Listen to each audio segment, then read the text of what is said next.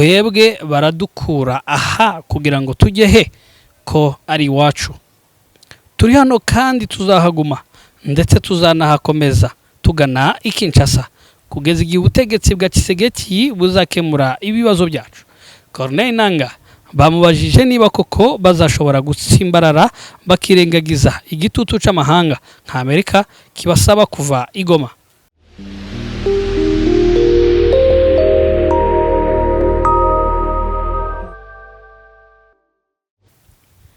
Ibihe byiza kubakurikira Blessed Family TV mwese aho muherereye hagiye hatandukanye. Reka kandi twongere tuze tubifuriza amahoro n'amahirwe nanone tubaha ikaze mu makuru yacu y'uyu munsi. Tuje tubagezaho amakuru hakomeje kugenda avugwa mu bice bigiye bitandukanye. Reka amakuru yacu tuyahere mu gihugu cy'u Rwanda. Perezida Kagame yavuguruje Ramaphosa, perezida wa Afrika y'Epfo, wise ingabo z'u Rwanda inyeshamba ndetse akavuga ko zagize uruhare mu rupfu rw'abasirikare be bari mu butumwa muri Repubulika Iharanira Demokarasi ya Kongo.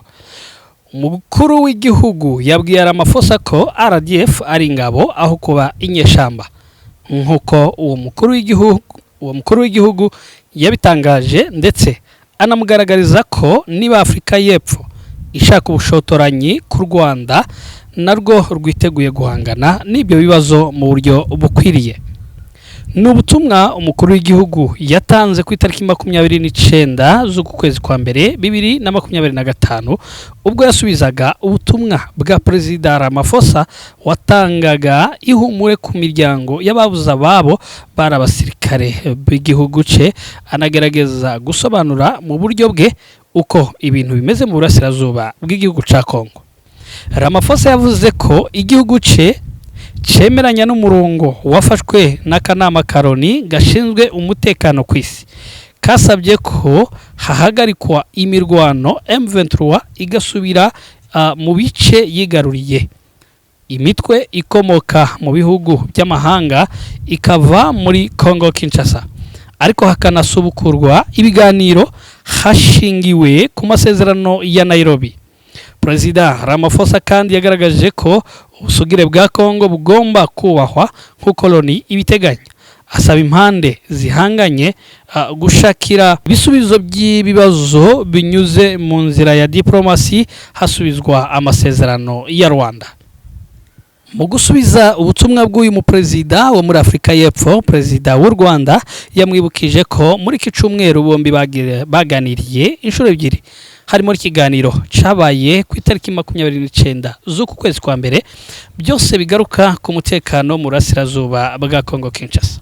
Icakora umukuru w'igihugu yavuze ko ibyavuzwe mu itangazamakuru n'abayobozi ba Afrika y'Epfo harimo na Perezida Ramaphosa ubwe harimo kugoreka ukuri kw'ibihari, kwibasira kugambiriwe ndetse n'ibinyoma. Ati RDF n'igisirikare ntabwo ari inyeshamba. Perezida Kagame nanone hakomeza avuga yuko Perezida Ramaphosa atigeze atanga umuburo mu birimo bibera mu karere k'iburasirazuba bwa Kongo, atahubwo yasabye ubufasha bwo kugira ngo ingabo ze za Afrika y'Epfo zibone amashanyarazi, ibiribwa n'amazi, ibintu twemeye kuba twabatumikira. Kubijyanye n'ibyo Perezida Ramaphosa yatangaje byuko abasirikare b'igihugu cye bishwe kubw'ibitero bya M23 na RDF byagabweho, Perezida Kagame yagaragaje ko bisa nkaho ari ukwinyuramo, kuko mu biganiro abo bombi bagiranye uyu muyobozi wa Afrika y'Epfo we ubwe yiyemereye ko bishwe na FARDC aho kuba M23.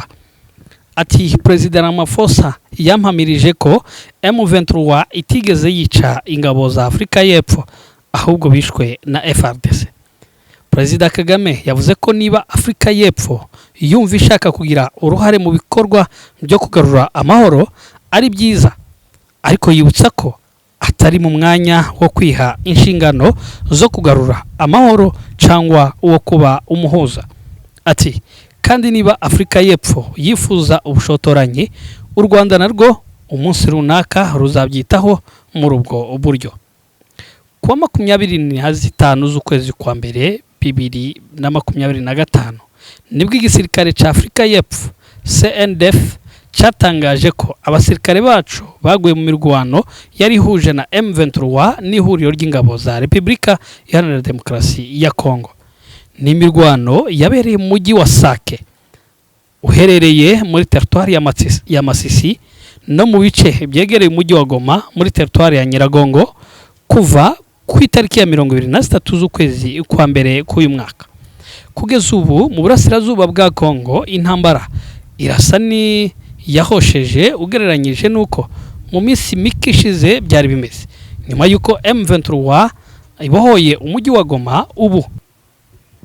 Reka nanone kandi tubibutse yuko ku munsi w'ejo umutwe wa M23 uherutse gutsinsura ingabo za Kongo nabo bafatanyije mu mujyi wa Goma muri Repubulika Iharanira Demokarasi ya Kongo wavuze ko wafashe Goma kandi uzayigumamo. Aha ni mu kiganiro bagiranye n'abanyamakuru ku munsi w'ejo umuyobozi wa AFC ndetse na M23 Corneille Nangaa mu kiganiro n'abanyamakuru muri iki gitondo igoma yagize ati twebwe baradukura aha kugira ngo tujye he ko ari iwacu, turi hano kandi tuzahaguma ndetse tuzanahakomeza tugana i Kinshasa kugeza igihe ubutegetsi bwa Tshisekedi buzakemura ibibazo byacu. Corneille Nangaa bamubajije niba koko bazashobora gutsimbarara bakirengagiza igitutu c'amahanga nka Amerika kibasaba kuva igoma. Yagize ati New York ni New York, Goma nayo ni Goma. Twebwe dufite ibibazo by'abaturage badafite amazi, badafite umuriro ndetse n'ibibazo by'ubwicanyi byakomeje kubera aha nibyo duhanganye nabyo. Nangaa yavuze ko ubu bagiye gutangira gahunda yo gusukura umujyi mu masaha 48 gusa ndetse no gusubiza mu buryo ibikorwa remezo by'amazi n'amashanyarazi byari byakuweho na leta. Yijeje umutekano ku bakongomani bavuga ikinyarwanda ko nabo ari nk'abandi banyekongo bose. Yavuze kandi ko abanyekongo ibihumbi bari hirya no hino mu nkambi z'impunzi mu mahanga bagomba gutangira gutaha kuko amahoro yabonetse.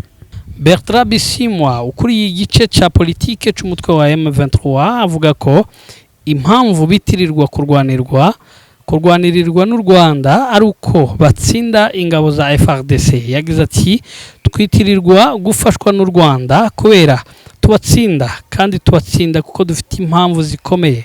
Izo mpamvu no kubaho no burenganzira bwacu mu gihe ingabo za FARDC zirwanira guhembwa, twe turarwana kugira ngo tubeho kandi tutabayeho tuzapfa. Abandi bo barwanira gushaka amafaranga kandi impamvu itatuma badutsinda. Mu bibazo byinshi abanyamakuru babajije M23 hano ico izamarira abasirikare yafatiye ku rugamba, itangaza ko izabaha imyitozo bagakorera igihugu cabo. Nangaa avuga ko impunzi z'abanyekongo zigomba gutaha kandi bakazabana neza n'ibihugu baturanye.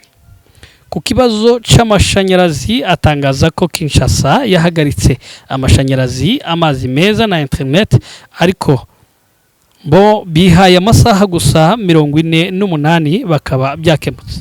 Yasabye abantu gusubira mu mirimo bakarindirwa umutekano. Asaba abahoze bavuga ko M23 kuza bakora akazi kabo kuko ntaco izabakurikiranaho.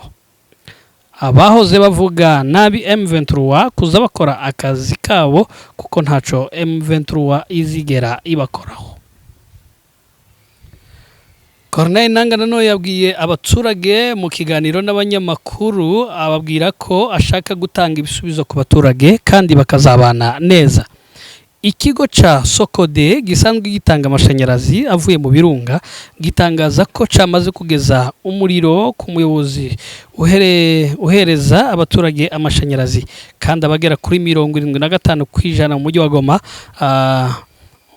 bamaze kugerwaho n'umuriro w'amashanyarazi. Abatuye mu bice bya Himbi bavuga ko banyuzwe no kubona umuriro ndetse ko bizeye ko n'amazi meza agiye kuboneka. Abaturage batuye mu mujyi wa Goma bakoresha umuriro utangwa na Sokode, ariko hari abandi bakoresha umuriro uba mu ntara ya Kivu y'Amajyepfo utangwa n'ikigo ca SNEL. Corneille Nangaa akaba avuga ko wahagaritswe na leta mu guhima umutwe wa M23.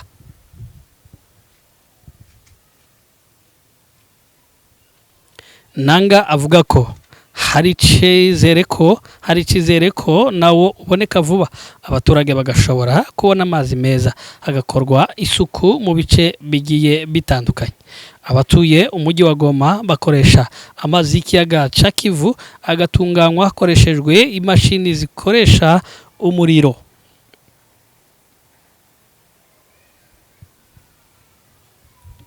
Ati cyakora kuba umuriro wari wakuweho byatumye n'imashini zitunganya amazi meza zihagarara, abaturage barayabura. Bamwe mu batuye umujyi wa Goma bavuga ko bizera ko ubuyobozi bwa M23 buzabafasha amashuri gutangira vuba ndetse n'ibindi bikorwa bigasubukurwa. Bavuga ko kandi habayeho ubujura mu gihe cy'imirwano mu mujyi wa Goma, abacuruzi benshi bakaba byazagorwa no kongera kandi kubura umutwe kugira ngo babe bakomeza na bizinesi zabo. Ibigo bicuruza lisanse bivuga ko yavomwe igashira, naho abacuruza butike zarasahuwe. Icyakora hakomeje kwibazwa uburyo umutwe wa M23 uzasubiza abakozi mu kazi kandi bagahembwa uko byari bisanzwe. Haribazwa kandi uko abatuye Goma bazajya babona impapuro z'inzira, uko amabanke azajya akorana n'amabanke nkuru ziri i Kinshasa. Ibyo rero nibikomeje kugenda byibazwa, aho bamwe bavuga bati ese koko imirimo yacu tuzayisubiramo, niba tuzayisubiramo tuzahembwa gute, ese imikorere y'amabanke byaba bihagaze gute, ko amabanke makuru agiye aherereye mu mujyi wa Kinshasa, ndetse mu gihe n'ubundi M23 yabikomeje kuba iri Goma cyangwa se iyoboye Goma, yaba izakorana gute n'ubutegetsi buri i Kinshasa. Corneille Nangaa nanone akomeza avuga ko ico bashaka atari ugufata igihugu, ahubwo ico bashaka ari ugukuraho ubutegetsi butagize ico bumarira abaturage. Nangaa uhakana gufashwa n'u Rwanda avuga ko ari umunyekongo kandi nabo bafatanyije urugamba ari abanyekongo bafite aho bakomoka.